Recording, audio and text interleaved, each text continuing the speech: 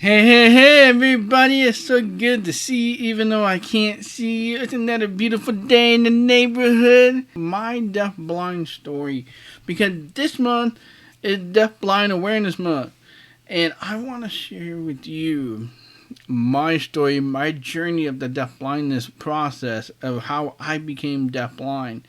Obviously, I'm talking to you, and obviously, I have some headphones on, and I'm going on this journey.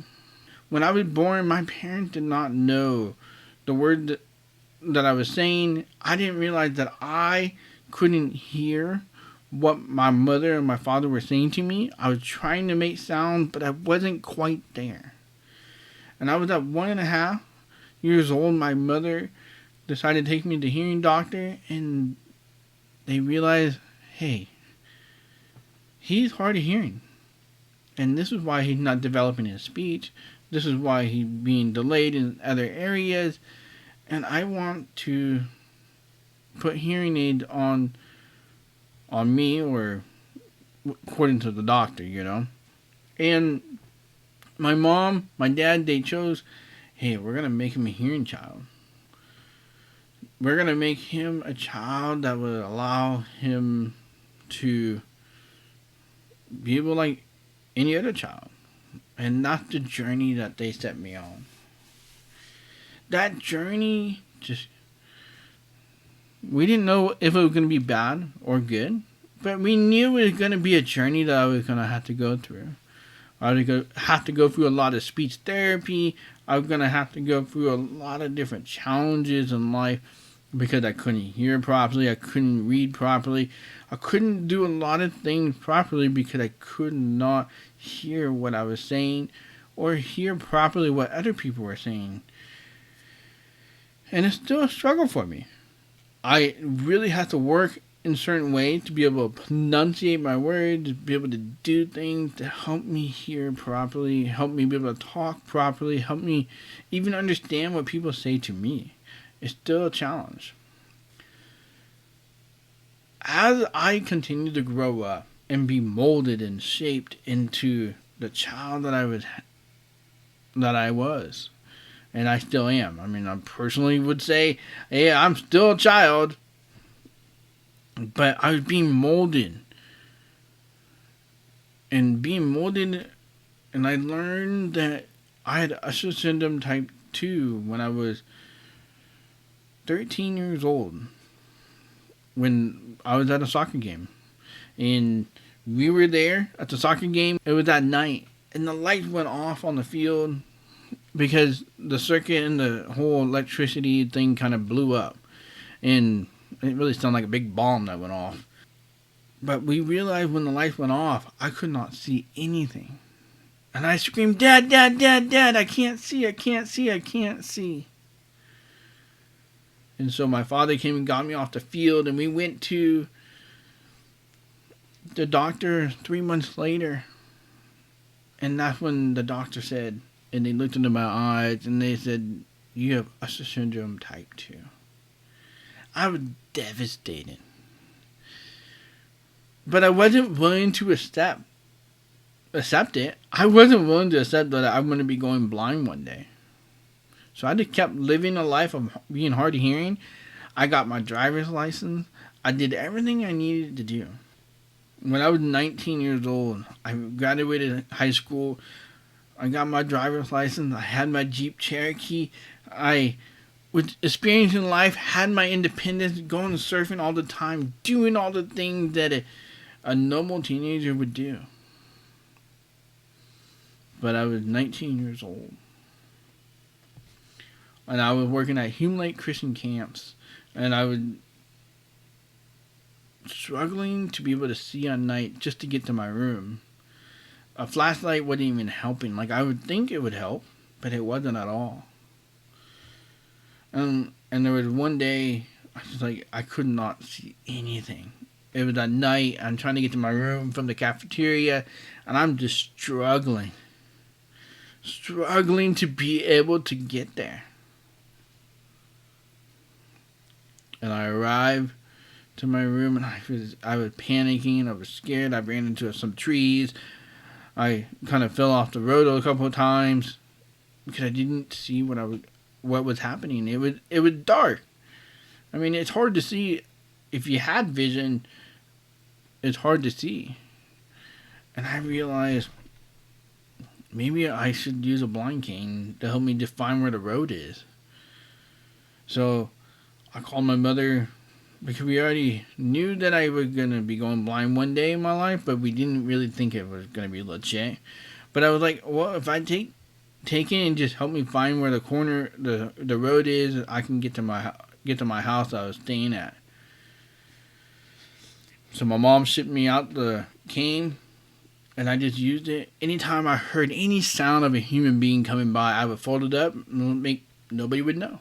Nobody would know that I had the cane. At the end of the summer, I had a situation where I was going to work. It was at 6 in the morning. It was dusk, like just the dust was starting to come up, and you could see. You couldn't really see very well, and it was a low light situation. And I hit something on my way to work, and I had no idea what it was. And I started falling, and I kept falling and falling. And little did I know, I had fallen into a parked lawnmower. That was one of the riding lawnmowers that had the blade that stick up. And I had fallen into it. I scraped up my shirt, scraped up my arms, scraped up everything around me. And I just was struggling to get myself out of that situation. All I knew is how to push myself back up, but I knew I was going to cut my hands. So I got myself up out of there. Fortunately, it wasn't on, but it still did enough scraping up my arms, my hands, and my legs, and ripped my shirt. But I knew I couldn't be late to work. So I went to work, and I walked in the front door, and everybody looked at me like, what in the world did happen to you? Since we were already in the mountains, people thought I had an encounter with the bear. Well, this was a lot bigger than a bear. This was a lawnmower. But I just tried to brush it off. I said, no, everything's fine. And my cousin was working up there, and he's like, pulled me aside, like, what in the world did you do? And I tried to push him off and say, hey, no, it's all good. It's all good. No need to worry. But I didn't realize how bad it was. How bad I was cut up. And he's like, and I eventually just told him, like, I couldn't see the lawnmower. It was too dark outside. And he's like, Kellen, why don't you just come early or later in the day and start a later shift? We can do that. And so that's what we ended up doing, is I started a later shift. But I wasn't willing to accept that my vision was getting worse. I wasn't allowing anybody to know. So after that incident, the summer is over. I go up to the Bible school at Hume Lake Christian Camp called Joshua Wilderness Institute. And I went up there about 3 months into school. I had another situation where I'm walking after eating breakfast in the cafeteria, going to the dish station. A lot of places like this, they have a station where you drop off your dirty dishes and so forth. And I was heading on my way over there. And somebody left their chair out. And I kept walking. And I didn't see the chair.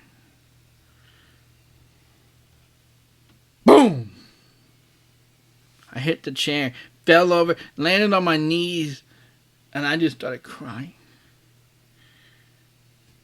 Just sobbing. Because I realized not only have I lost my night vision, I can no longer see up, down, left, or right. All I can see now is right in the center of my eye. Meaning I can't even see a stoplight. I can't even see a stop sign. I can't see a human being crossing the street. Because I only have central vision. I don't have the vision that goes up, down, left, or right, which is called the peripheral vision. I have no more peripheral vision. My vision got into the point where I went from 180 degrees to 20 degrees of vision. I was devastated. But I had to make a choice. I had to make a choice in this situation.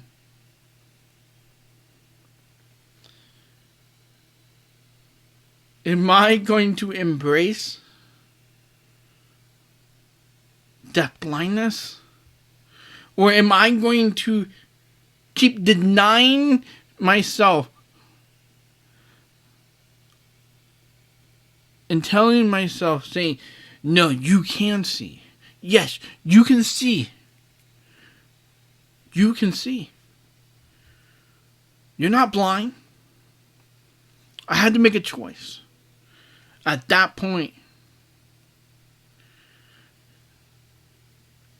and I'm on my knees after falling over that chair, and I'm just sobbing.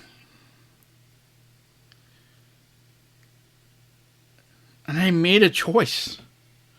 I made a choice at that moment. I said, I'm going to rejoice in my suffering. I'm going to persevere through that to build a character that has so much hope in life and hope in Christ. And I was determined to overcome that challenge. And I said, I'm going to rejoice in that blindness.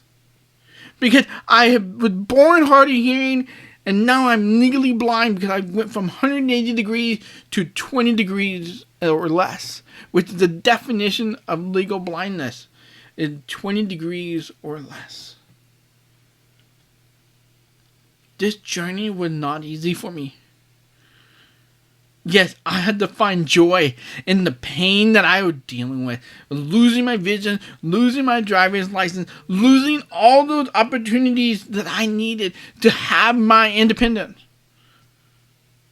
I lost everything. I lost the ability to even read. I couldn't read my own textbooks. I had to get audiobooks. There was things I just kept losing. One thing after another, after another, after another. I had to pay my bills. I had to continue to work. I had to continue to do the things to survive in this life. I struggled just to be able to make it happen. But I chose to rejoice. But it wasn't until I wanted to take my life, where I baited myself with food and went up into the mountains in height, into the mountains, hoping that a bear would end my life. I was being molded, but I didn't want to be molded. I was trying to not have to live through the pain. Even though I was trying to find joy in the pain, even though I was trying to find the opportunity to make it happen, I kept falling. I kept getting hurt. I kept having difficulties.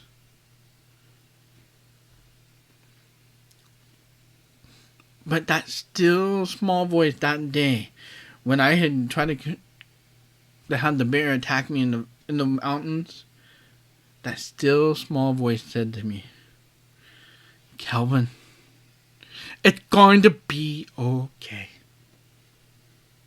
I am here for you. I'm going to walk this journey with you. You are not alone. I came down the mountain, put the food away so that, the bear wouldn't attack me. The other thing is, I started learning how to love my pain. I started learning how to have joy in my pain. I started learning having the ability to overcome the barriers that I was dealing with. And I started being able to persevere. I hiked 200 miles in Israel shortly, about 6 months after becoming legally blind. That was such a huge accomplishment for me, being able to hike 200 miles and be able to have that experience. I still had the central vision in my eyes, so I could still see it, but I was able to experience the environment.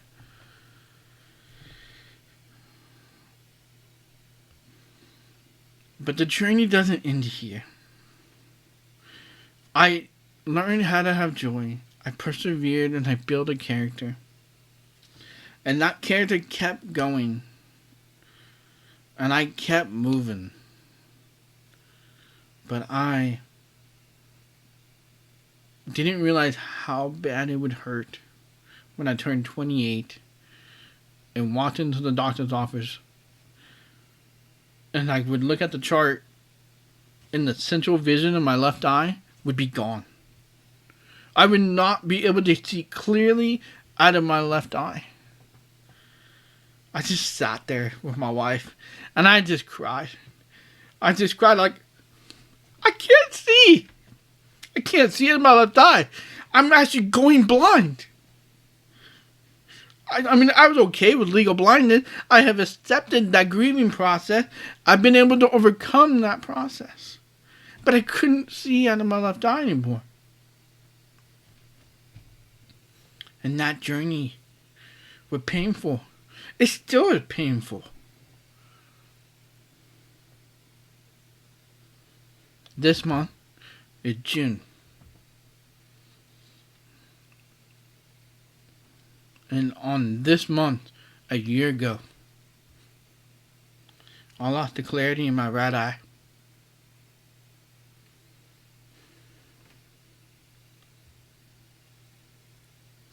It's been a challenge. I haven't been able to run my company. I had to find other ways to persevere. I had to find other ways to tell my wife that you're beautiful. Find other ways to run a business.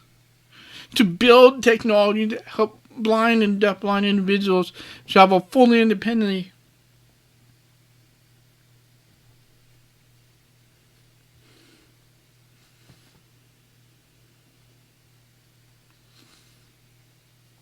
The journey has not been easy. My deafblind story has not been easy. Because I have to grieve every time I lose more vision. I no longer can see my wife. I can no longer see the pieces that I make. I can no longer see how beautiful the world is. But I will tell you this. I can see. I can see the joy that it gives me and it gives so many other people. To see me overcome my pain. To encourage you to live beyond your challenge. And to help me move past my own challenges.